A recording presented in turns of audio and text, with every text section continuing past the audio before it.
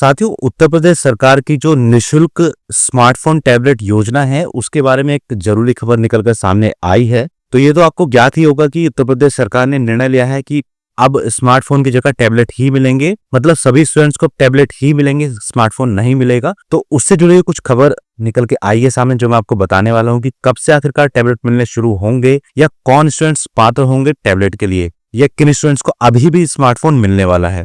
तो वो सारी जानकारी आपको इस वीडियो में मिलने वाली है। दोस्तों, वीडियो को बेहद ध्यान से देखिएगा और चैनल पर अगर आप नए हैं तो चैनल को जरूर सब्सक्राइब करें दोस्तों, और बेल आइकन के बटन को दबा के ऑल पे सेट करना बिल्कुल ना भूलें, ताकि हमारी आगे आने वाली सभी वीडियोस की नोटिफिकेशन आपको मिलती रहे। तो चलिए दोस्तों, शुरू करते हैं बिना किसी देरी के। तो ये एक आवश्यक सूचना है जो उत्तर प्रदेश सरकार द्वारा जो डिजी शक्ति पोर्टल है उस पर जारी की गई है। ये सूचना केवल कॉलेजेस ही देख पाएंगे, क्योंकि उन्हीं के लॉगिन पे ये सूचना उपलब्ध है जो मैं आपको बताने वाला हूं, और ये बिल्कुल ऑथेंटिक सूचना है दोस्तों। तो हुआ यूं है कि दोस्तों, औद्योगिक विकास अनुभाग उत्तर प्रदेश शासन के शासनादेश 25/7/2025 के अनुपालन में अब सभी लाभार्थी टैबलेट प्राप्त करने हेतु पात्र हैं। जी हाँ दोस्तों, पहले जो यूजी वाले स्टूडेंट्स थे उनको स्मार्टफोन मिला करता था, और पीजी वाले स्टूडेंट्स या जो मेडिकल वाले स्टूडेंट्स हैं, अदर डिप्लोमा वाले स्टूडेंट्स हैं, उनको टैबलेट मिला करता था। लेकिन अब सभी स्टूडेंट्स को टैबलेट मिलेगा, चाहे यूजी का हो चाहे वो पीजी का हो।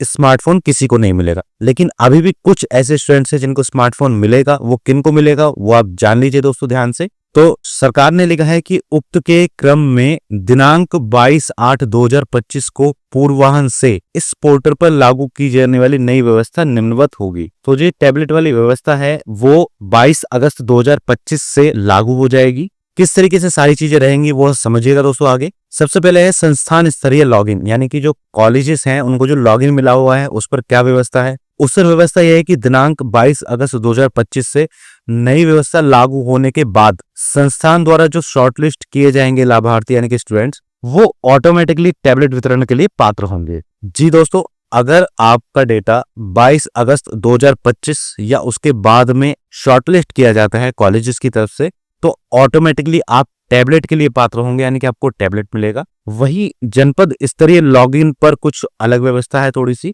यानी कि डीएम ऑफिस से जो डिस्ट्रीब्यूट होते हैं कॉलेजेस को स्मार्टफोन या टैबलेट, उनकी व्यवस्था थोड़ी सी अलग है। उनके लिए लिखा है कि यदि जनपद के स्टॉक में टैबलेट और स्मार्टफोन दोनों उपलब्ध हैं, यानी कि आपके डिस्ट्रिक्ट में टैबलेट और स्मार्टफोन दोनों का स्टॉक अभी भी उपलब्ध है, पुराने स्मार्टफोन आए हुए थे वो भी डिस्ट्रीब्यूट नहीं हुए थे और उनका स्टॉक अभी बचा हुआ है, तो उस टाइम पे क्या व्यवस्था रहेगी। बहुत ध्यान से समझिएगा दोस्तों, थोड़ी सी बारीक चीज है तो आपको बेहद सावधानी से समझने की जरूरत है। इस पे लिखा है कि सबसे पहला पॉइंट, स्मार्टफोन के चयन हेतु केवल वही लाभार्थी उपलब्ध होंगे जिनको संस्थान द्वारा नई व्यवस्था लागू होने के पूर्व तक स्मार्टफोन हेतु शॉर्टलिस्ट किया जा चुका है। इसका मतलब ये है कि अगर आपका जो नाम है वो कॉलेज द्वारा 22/8/2025 से पहले शॉर्टलिस्ट किया जा चुका है स्मार्टफोन के लिए, तो आपको स्मार्टफोन ही मिलेगा। लेकिन इसमें भी एक और क्लॉज है, वो लास्ट में आपको बताऊंगा। और स्मार्टफोन की उपलब्धता तब तक जारी रहेगी जब तक जनपद में स्मार्टफोन का स्टॉक शून्य नहीं हो जाता है। यानी कि पहले गवर्नमेंट को, डीएम ऑफिस को अपने स्मार्टफोन का जो स्टॉक है उसको शून्य करना होगा। तो जो स्टूडेंट्स 22 अगस्त से पहले शॉर्टलिस्ट हो चुके हैं उनको स्मार्टफोन ही मिलेगा, केवल यूजी वाले स्टूडेंट्स को। बाकी जिनको टैबलेट मिलता है तो उनको टैबलेट ही मिलता रहेगा।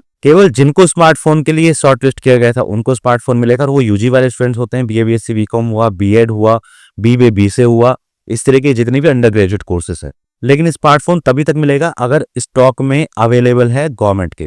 टैबलेट के चयन हेतु संस्थानों द्वारा शॉर्टलिस्ट किए गए सभी लाभार्थी उपलब्ध होंगे, जिनमें वह लाभार्थी भी शामिल होंगे जो नई व्यवस्था लागू होने से पूर्व तक संस्थान द्वारा स्मार्टफोन के लिए शॉर्टलिस्ट किए गए हैं। अगर आप स्मार्टफोन के लिए भी शॉर्टलिस्ट हुए हैं लेकिन स्मार्टफोन का स्टॉक डिस्ट्रिक्ट ऑफिस में उपलब्ध नहीं है, तो ऑटोमेटिकली आपको टैबलेट मिलेगा। इसमें एक नोट लिखा हुआ है, यदि कोई लाभार्थी स्मार्टफोन एवं टैबलेट दोनों के चयन के लिए उपलब्ध है तो जनपद द्वारा यह सुनिश्चित किया जाएगा कि उस लाभार्थी को पूर्व में निर्धारित व्यवस्था के अनुसार प्राथमिकता पर स्मार्टफोन हेतु ही चयन किया जाए, ताकि जनपद में उपलब्ध स्मार्टफोन का स्टॉक शून्य हो सके। तो अगर कोई स्टूडेंट टैबलेट स्मार्टफोन दोनों के लिए उपलब्ध है उसका नाम, लेकिन जो डिस्ट्रिक्ट ऑफिस है वहां पर स्मार्टफोन का स्टॉक अभी बचा हुआ है, तो जो डिस्ट्रिक्ट ऑफिस है उसको पहले वो स्मार्टफोन का स्टॉक खत्म करना है, उसके लिए वो सबसे पहले स्मार्टफोन को वितरित कराएंगे स्टूडेंट्स के लिए। तो अभी आपकी किस्मत के ऊपर है कि आपका नाम किस तरीके से आता है,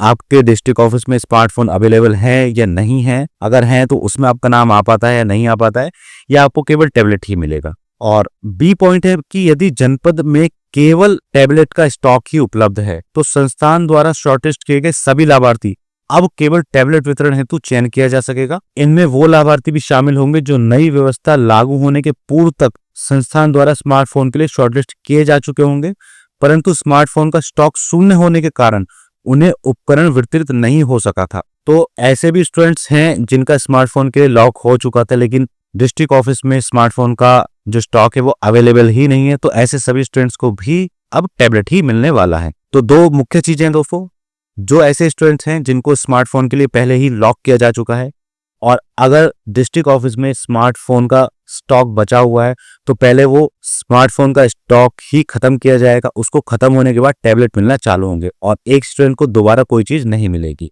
और अगर कोई स्टूडेंट्स का नाम स्मार्टफोन के लिए ही पहले से लॉक है लेकिन डिस्ट्रिक्ट ऑफिस में स्मार्टफोन का स्टॉक ही खत्म है, केवल टैबलेट का स्टॉक है, तो उसको ऑलरेडी टैबलेट ही मिलेगा। तो ये दो आवश्यक चीजें थी दोस्तों आपको स्मार्टफोन या टैबलेट मिलने के संबंध में जो मैंने आपको बताई हैं। लेकिन दोस्तों इस योजना का लाभ लेने के लिए स्टूडेंट का डेटा कॉलेज के द्वारा डिजिशक्ति पोर्टल पर अपलोड किया जाएगा। उसके अपलोड होने के बाद स्टूडेंट को अपना आधार वेरीफाई करना होगा। आधार कैसे वेरीफाई करना है वो सारी प्रोसेस मैंने एक वीडियो में बताई हुई है, उसका लिंक वीडियो के डिस्क्रिप्शन में दिया हुआ है। तो उस वीडियो के माध्यम से आप आसानी से अपना आधार वेरीफाई कर सकते हैं और आधार वेरिफिकेशन के बाद ही स्टूडेंट स्मार्टफोन या टैबलेट के लिए एलिजिबल होगा।